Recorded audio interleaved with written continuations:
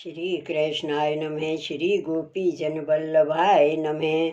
252 वैष्णवन की वार्ता 238वीं।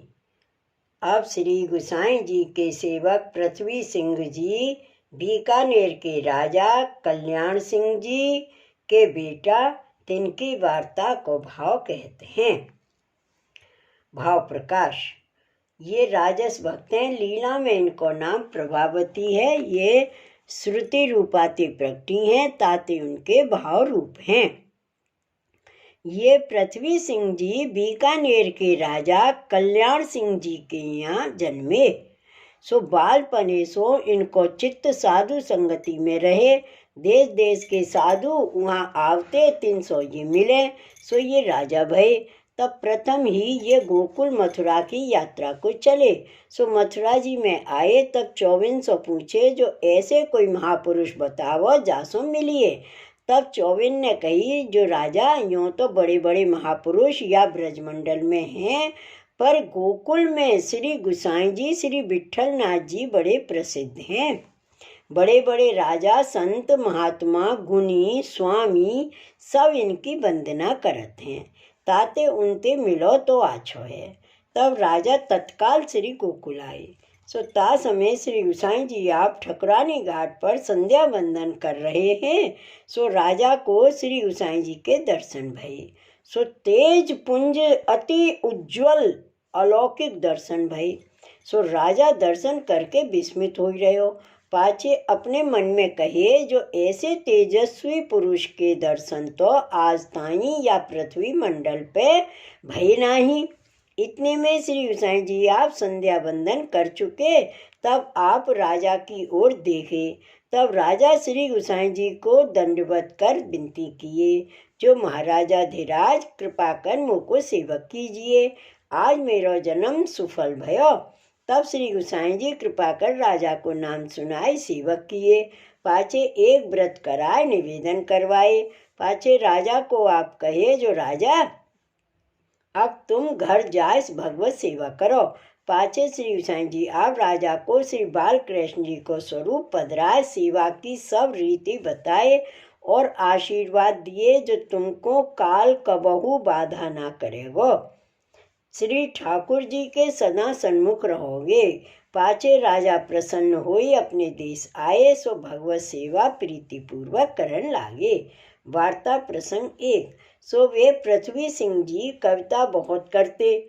सो उन्होंने कवित्त सवैया दोहा चौपाई ऐसे अनेक प्रकार की कविता रची हैं और रुक्मणी बेल और श्यामलता इत्यादि ग्रंथ बनाए हैं। सो राजा को मन श्री ठाकुर जी के सिवाय और ठोर जातो नहीं। इनको चित्त ठाकुर में ऐसो गड़ गयो, जो संसार के विषय सब छूटे। सो अपनी रानी को हूँ पहचान न सके, ऐसो सेवा में राजा मगन रहे और परदेश जाए तब मानसी करे। सो एक समय राजा परदेश गए, तब बीकानेर के ऊपर शत्रु बड़े चढ़े आए। तब दोनों औरतें शत्रु ने घेर लिए।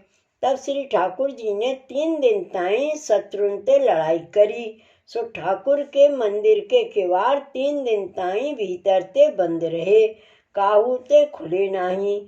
पाछे चौथे दिन जब शत्रु भाज गए, तब मंदिर के किवाड़ खुले। सो यह बात राजा ने परदेश में मानसी करत में जानी। सो उनने दीवान को लिख पटाई। सो दीवान पत्र बाँच के चकित हुए रहे। सो राजा पृथ्वी सिंह जी ऐसे श्री गुसाई जी के कृपा पात्र भगवदीय भये।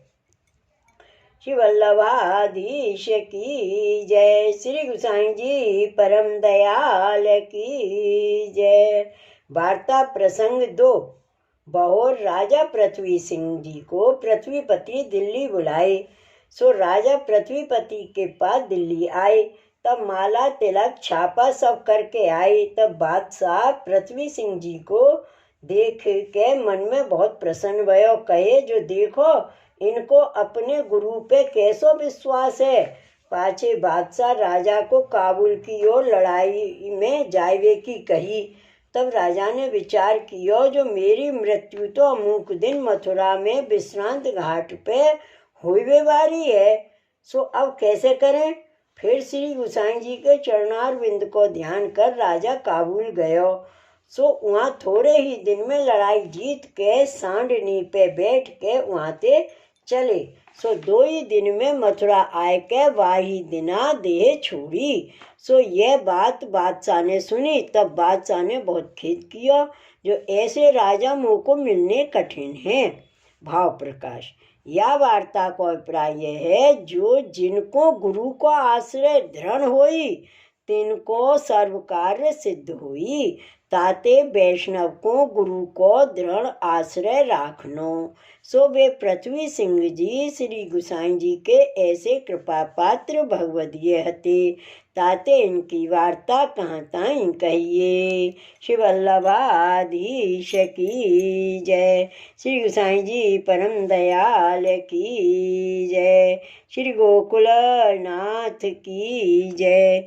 जय जय श्री गोकुलेश, जय जय श्री गोकुलेश।